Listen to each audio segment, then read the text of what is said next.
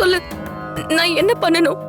9 இயற்கை மூலிகையை அரைச்சு பொடியாக்கி அந்த பொடியில தலைமொழிகி தலைக்கு இளமரப்பு வச்சு குங்குளியம் புகையில தலைய உலர்த்தி கஸ்தூரி மஞ்சளை அரைச்சு முகத்துல பூசிக்கிட்டு குங்குமப்பூல செய்யப்பட்ட குங்குமத்தை உன் நெத்தியில வச்சுக்கிட்டு பருத்தியில நெஞ்சு சேலைய உடுத்திக்கிட்டு கிட்டத்தட்ட அந்த மைனாவை போலவே நீ அந்த கோவிலுக்கு போகணும்.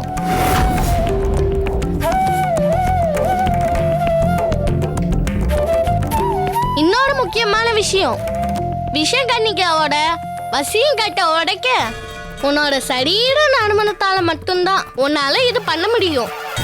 உன்னோட எல்லா செயற்கை வாசத்தையும் கழுவி சுத்தப்படுத்தி உன் சரீரத்துல இருந்து பூக்காரி மைனாவோட வாசத்தாலதான் உன் சின்னையாவோட வசிய கட்ட உடைக்க முடியும்.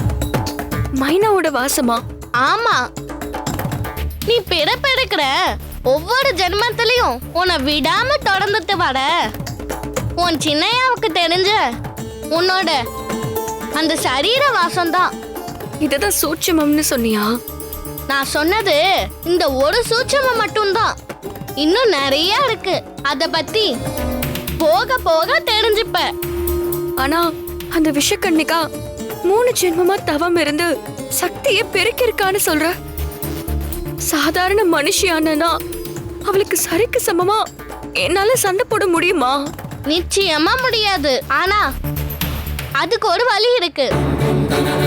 விஷக்கன்னிகா உன் கணவரோட சேர்றதுக்கு முன்னாடி ஆகாய நதிக்கு நீராட போவா. அந்த சமயத்துல மாயக்கோட்டைக்குள்ள புகுந்து நீ உன் புருஷனை மீட்டுட்டு வரணும். அது மட்டும்தான் உனக்கு இருக்கிற ஒரே வாய்ப்பு.